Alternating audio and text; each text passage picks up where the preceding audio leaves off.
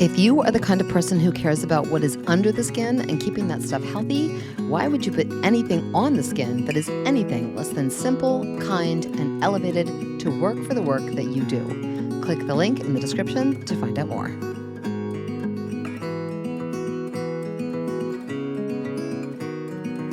The way that we've thought about work in the psoas has typically been in this position and then sinking through all these organs and guts and diving down into a tight psoas. But the truth of the matter is that the psoas is not commonly tight, it is commonly atrophied. The psoas and the iliacus act together, or at least that was the main kind of way of thinking to create hip flexion. And recent research is showing that the iliacus is what is creating more hip flexion along with the TFL, and the psoas is creating lumbar stabilization. And because lumbar stabilization is a whole different conversation, what we're really looking at with psoas work is thinking about trying to get the psoas to engage a little bit more and wake up, and helping the posterior muscles in the back to calm down and relax a little bit. It's just like the conversation between the abdominals and the erectors. They are antagonists working against each other, and we want to bring a little bit of peace into this conversation. So the first thing I'm going to do is address these two muscles a little bit like they're used to being addressed. I'm going to sink into the iliacus here with a nice flat palm, starting in through the TFL and really creating some nice compressions to just generally start to open up the hips.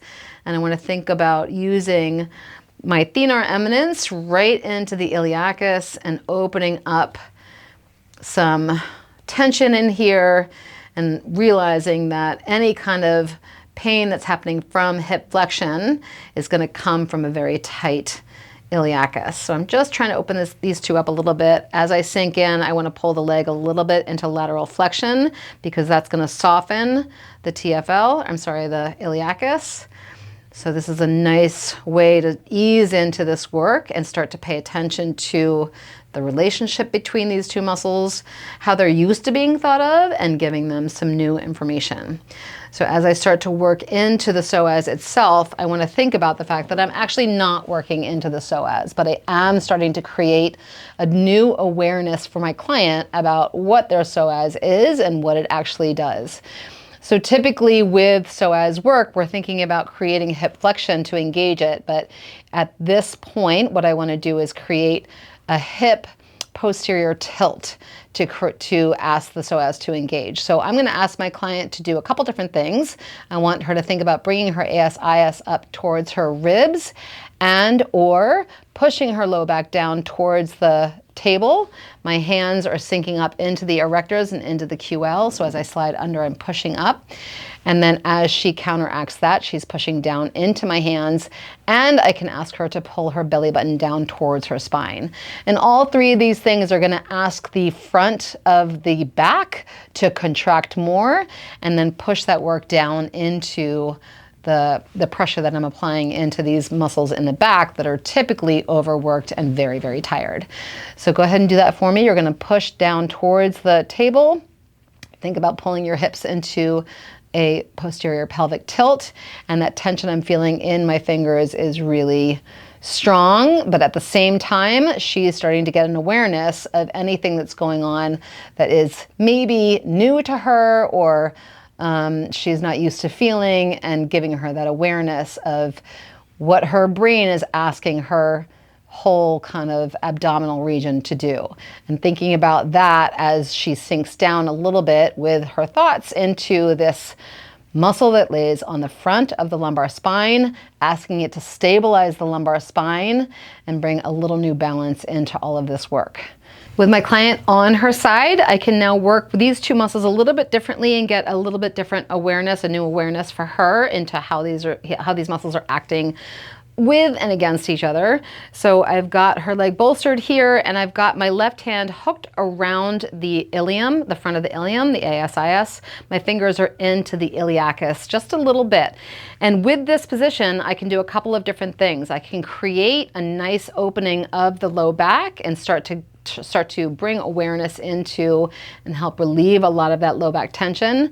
But as I do that, I want to be sure that I'm really keeping things open. So my pull here is coming towards me and sinking into the iliacus at the same time with my left hand.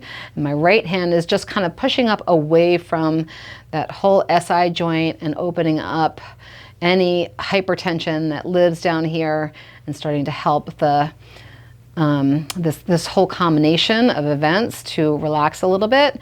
And then I want to repeat what I was doing before. So instead of having her bring her knee to her chest, I want to have her push her low back into my hand here and bring this front of the ilium up towards her rib cage. So go ahead and do that for me. And we're creating a nice psoas contraction. Go ahead and relax.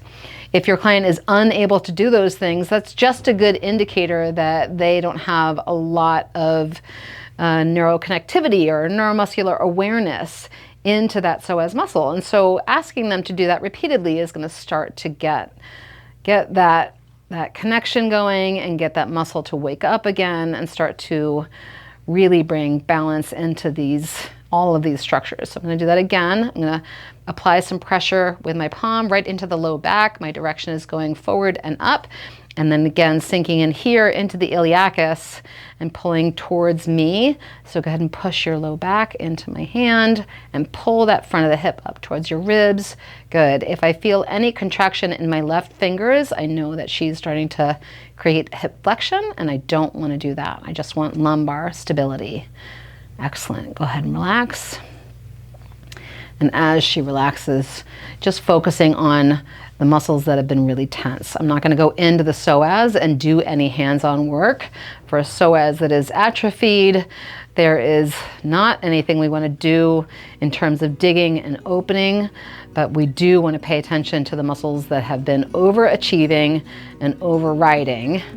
So asking your client to keep that contraction aware of the more internal processes, but doing the hands-on work into the muscles that have been overworking is going to be your best bet.